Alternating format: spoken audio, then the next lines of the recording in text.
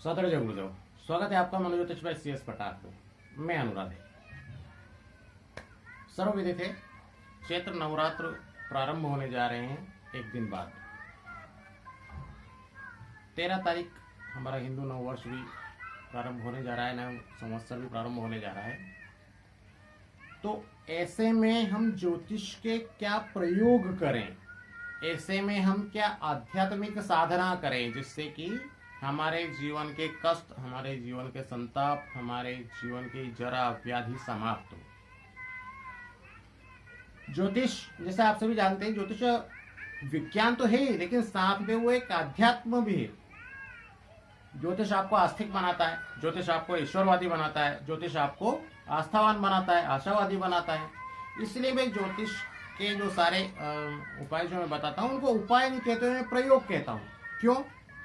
क्योंकि ज्योतिष एक विज्ञान है। विज्ञान मतलब जो प्रयोग जिसमें शामिल हो, या नहीं तो नए एक्सपेरिमेंट होते रहे। उपाय का मतलब हुआ कि किसी भी समस्या का समाधान वो उपाय होता है।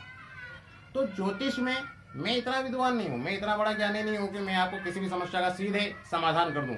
मेरे अंदर इतनी योग्यता नहीं है, वो सिर्फ परमपिता परमात्मा उसके योग्य है, हम इतने बड़े नहीं हैं। तो इसलिए मैं ज्योतिष में हमेशा जो भी सारी चीजें बताता हूँ मैं उनको प्रयोग ही कहता हूँ कि आप ऐसा करें तो ऐसा हो सकता है।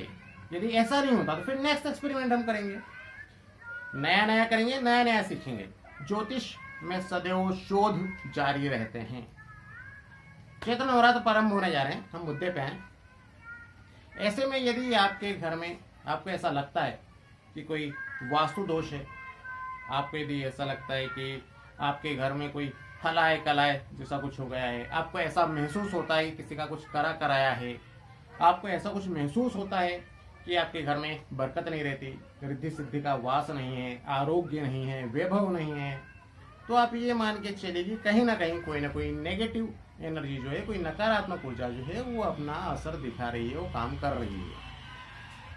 ऐसे में हमारे शास्त्रों में 4 महारात्रियों का बड़ा उल्लेख है। इन 4 महारात्रियों में जो भी हम प्रयोग करते हैं वो सिद्ध हो जाते हैं बड़े आसानी से। नवरात्र उसमें से एक रात्रि है।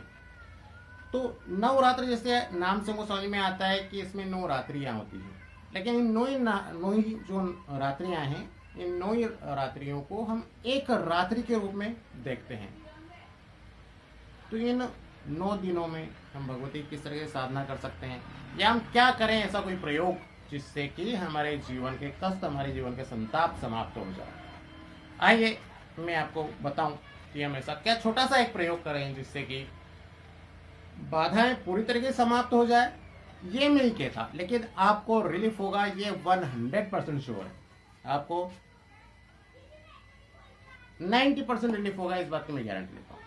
आपको करना सिर्फ ये है कि 9 ही दिनों के लिए आप 9 कोरी मटकियां खरीद लाएं। कुमार के पास जाएं, छोटे छोटे मटके खरीद लाएं।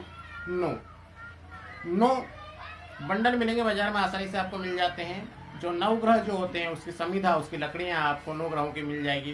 छोटे छोटे बंडल आजकल रेडीमेड मिलते हैं बाजार में, नहीं तो आप गूगल सर्च कर लीजिए कौन कौन सी लकड़ियां उसमें लग रही है, और आसपास ही बहुत आसानी से उपलब्ध हो जाती है। जैसा आपको कंफर्टेबल लगे वैसा आप कर सकते हैं। तो 9 ग्रहों की 9 लकड़ियां आप लेके आएंगे, 9 मटकियां लेकर आएंगे। अपामार्ग सूखा हुआ, जिसको कुछ लोग चिड़चिटा भी कहते हैं और क्षेत्रीय भाषा में उसको आंधी झाड़ा भी कहते हैं।